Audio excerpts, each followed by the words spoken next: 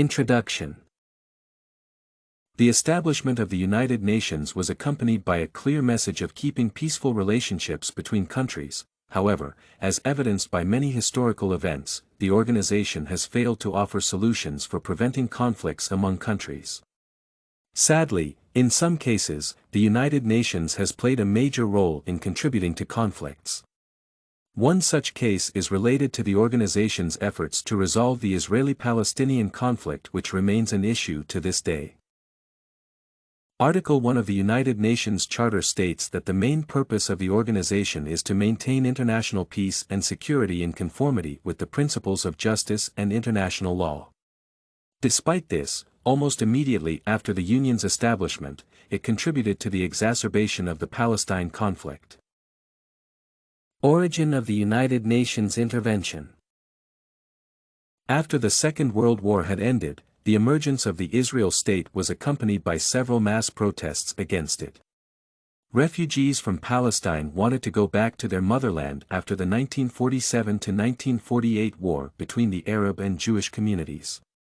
To this effect, the United Nations created Resolution 194, which granted the refugees to return to Palestine, receiving compensation.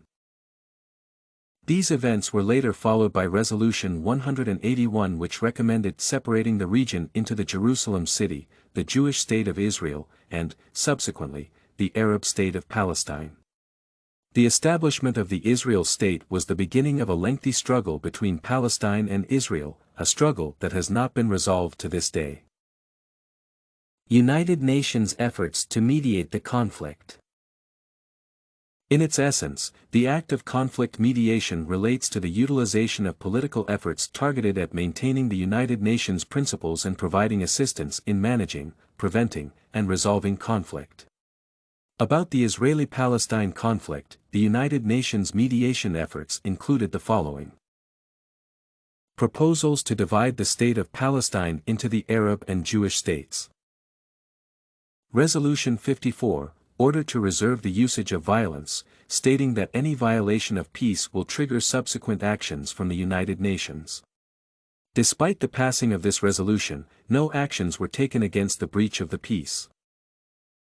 1949 United Nations Truce Consular Commission for Palestine Conference in Lausanne that did not arrive at a consensus concerning the boundaries of the Palestine partition.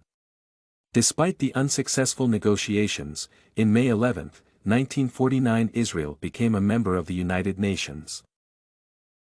Security Council Resolution 242, October 22, 1967, was a mediation proposal to terminate the independence claims of all parties involved in the conflict. Jordan, Egypt, and Israel agreed to accept the United Nations proposal, while Syria and Palestine spoke directly against it. Thus, as a result, Resolution 242 was never enforced and remains disputable.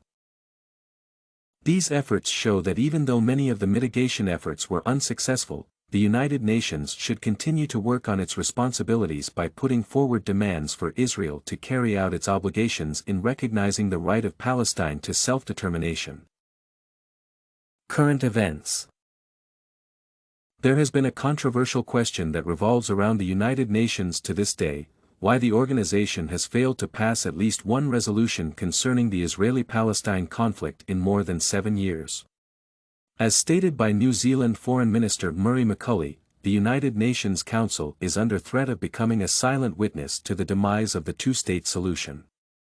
Even though the international community expects the United Nations Security Council to take action in resolving the conflict, there has been no form of action on the part of the Council. Thus, there is a major risk that the UNSC may take no action towards conflict mitigation, and the proposed two-state solution will not be enforced. When it comes to current actions targeted at conflict mitigation, the two-state solution should be backed up by a supportive and effective political horizon. Further advice. In my opinion, the two-state solution of Israel withdrawing from the West Bank and offering Palestine a territory to form its state is still possible, even though there is a limited amount of time for it.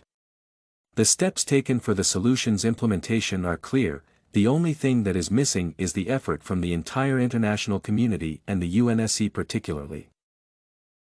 First, there should be an assertion made that the two-state solution is the only possible way to end the conflict. Violence should be condoned for both sides of the conflict.